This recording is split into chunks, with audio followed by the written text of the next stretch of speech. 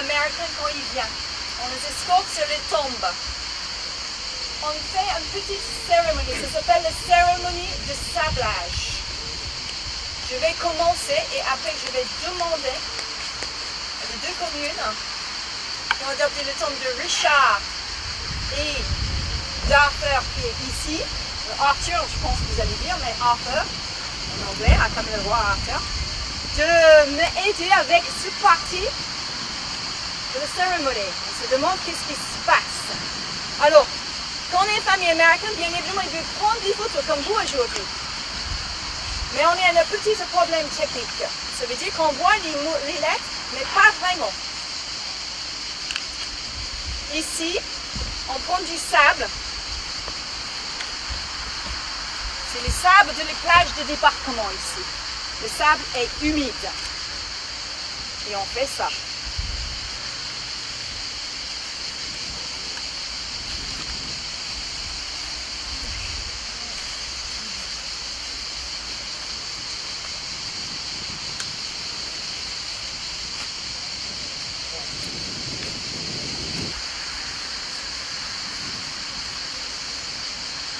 Vous avez pensé, mais pourquoi ne pas faire toutes les pieds tombales?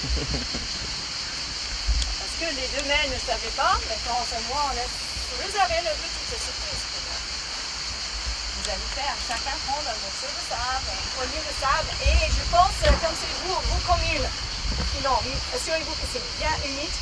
Comme c'est vous avez vos deux communes qui ont bien adopté les deux tombes, je pense, un peu maintenant, c'est un peu vos familles.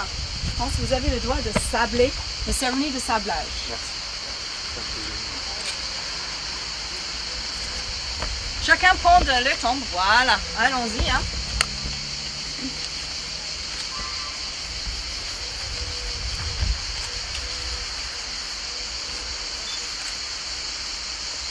On va mettre les mains bien à plat, voilà, monsieur le maire.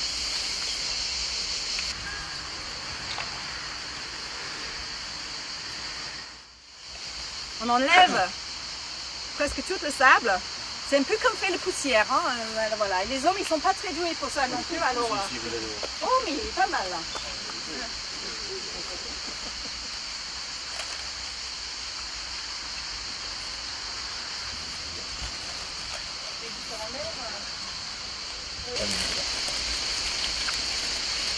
C'est certain, aujourd'hui, il y aura beaucoup de visites.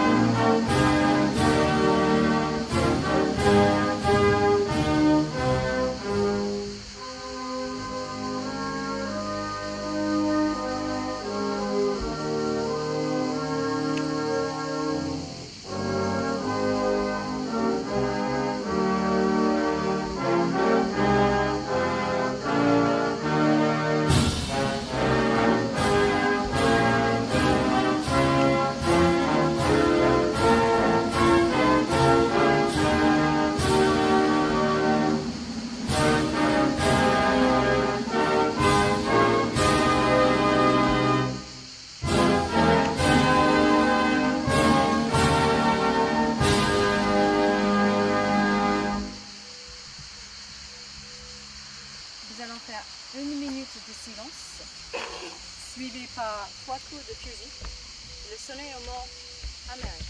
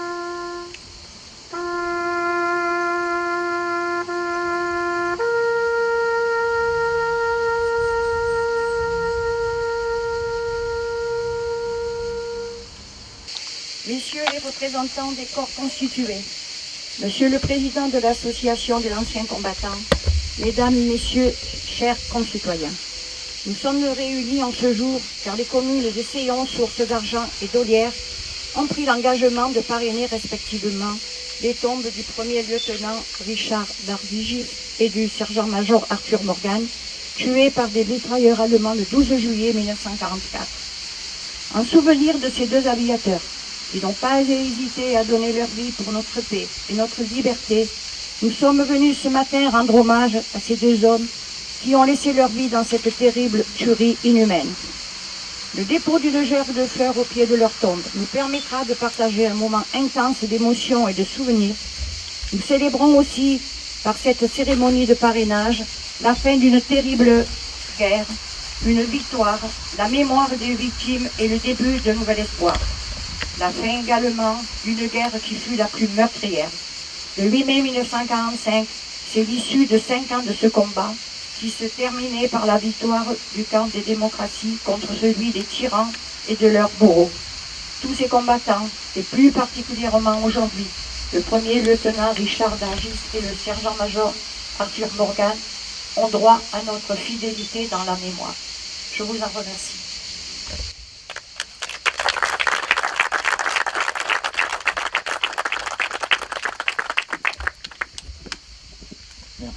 Merci Janine.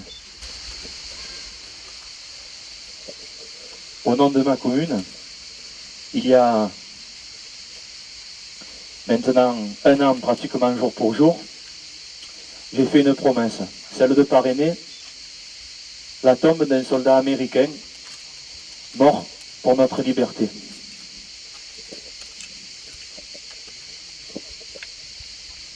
Le 12 juillet 1944, les bombardiers du 461e Bomber Group avaient décollé d'Italie en direction de la gare de Nîmes. Cependant, la formation se retrouva sous les feux de la chasse allemande dans le ciel de Séon, Sources d'Argent, et 6 bombardiers libérateurs furent abattus. 10 hommes d'équipage n'eurent que le temps de sauter en parachute sous les tirs fournis des appareils allemands. L'un de ces hommes, le lieutenant Richard Dargy, est tombé au lieu-dit l'Élone. Les Allemands qui l'ont trouvé ont demandé qu'il soit enterré tel quel, là où il était tombé, sans plus d'égards. Mais les Séonnais présents ont refusé ils l'ont lavé, ils lui ont fabriqué un cercueil et ils l'ont enterré dignement au cimetière de Séon. Il fut plus tard, le 23 février 1945, transféré ici, au cimetière américain de Draguignan, aux côtés des siens. Le 22 juin 2014, j'étais déjà à Nance-les-Pins, là aussi accompagné de nombreuses personnalités, pour rendre hommage à Jeannette Achard, qui avait, malgré son jeune âge, notamment porté soin et secours à l'un de ses officiers américains. C'est à cette occasion que de nombreux anciens de la commune venaient me transmettre, à moi, le minot, qui était depuis devenu maire, des petits morceaux de mémoire. J'y apprenais que Séon Source d'Argent, par son positionnement aux portes du Haut-Var, était l'un des canaux importants de la résistance et servait à irriguer les positions plus reculées vers le Verdon ou vers les Alpes. C'était déjà un phare régional, présent, visible, reconnu et respecté. J'y apprenais les histoires de courage et d'astuce des résistants de Séon et d'ailleurs, qui remplissaient de vivres les fours à charbon mobiles dans les collines et suivaient avec ces ravitaillements les camps de maquisards. J'y apprenais l'histoire de Jeanne Brulfer et de l'équipe de Jeanne Brulfer, qui réceptionnait les parachutages américains et envoyait des messages codés à Alger par la radio, depuis la radio de son poste de commandement installé au château. J'y apprenais aussi les actions du lieutenant Raoul Clément, chef de l'antenne OSS du réseau Ritz-Crocus, parachuté dans la nuit du 7 au 8 janvier 1944, qui travailla sous la couverture particulièrement dangereuse d'inspecteur de la milice. L'état-major des forces alliées lui doit un grand nombre d'informations qui ont contribué au bon déroulement des débarquements sur les côtes varoises le 15 août 1944. J'y apprenais aussi les actes particulièrement décisifs de l'équipe du réseau Ritz-Crocus, qui transmit pas moins de 350 messages aux forces alliées, 6 cartes permettant les débarquements sur les côtes méditerranéennes, ainsi que 14 parachutages réussis, permis donc 14 parachutages réussis d'armes et de victuailles pour les troupes de la résistance. Mais j'y apprenais surtout que c'est bien dans les communes, ces plus petits maillons de la République, que l'on peut réellement vivre ce lien entre générations, ce lien entre élus et habitants, ce lien entre un humain et un autre humain, le seul qui permette vraiment le travail de transmission, le travail de mémoire. Comme je le disais, quand je parle de mémoire, je ne parle pas de ces images que l'on insère dans des albums ou que l'on reproduit dans des livres d'histoire, ni de ce que l'on écrit dans des recueils ou que l'on grave sur des pierres. Car tout cela s'appelle le souvenir. Ce souvenir, il est à jamais figé dans le passé, comme le sont les tombes, les stèles ou autres monuments aux morts. Ce souvenir-là existe bien sûr, mais il est éteint. Non, quand je parle de mémoire, c'est autre chose. La mémoire, c'est vibrant, c'est vivant. La mémoire, c'est dynamique. La mémoire, c'est le futur, notre futur. La mémoire aujourd'hui, c'est avant tout ne pas oublier que nous devons notre liberté à des résistants qui, à un moment de leur vie, ont fait un choix difficile. Le choix de désobéir. Et à des alliés qui, à l'image de ce lieutenant, ont été fauchés dans leur vie d'homme, dans un pays qui n'était pas le leur, et pour reprendre la plume de Pagnol, qui sont tombaient sur des tapis de plantes froides dont ils ne connaissaient pas le nom. Alors, mesdames et messieurs les maires, messieurs les élus, les forces armées, les représentants des anciens combattants, mesdames et messieurs, par ce parrainage, je veux rendre hommage au nom de ma commune et de ses 2500 habitants à monsieur le lieutenant Richard Darguy, bien sûr, mais aussi à ces hommes et à ces femmes et à ceux de vos enfants qui sont venus défendre et nous rendre notre liberté, ont versé leur sang sur notre terre et qui aujourd'hui y dorment pour l'éternité. Nous ne les oublierons jamais. And as the General Douglas MacArthur used to say, soldiers never die, they just fade away. Je finirai par une simple phrase de Jean Monnet. Il disait, les institutions peuvent, quand elles sont bien construites, accumuler et transmettre la sagesse des générations successives, et donc leur mémoire. Alors si le passé appartient aux générations de ceux qui l'ont vécu, la mémoire et la sagesse, elles, sont à nous. Merci.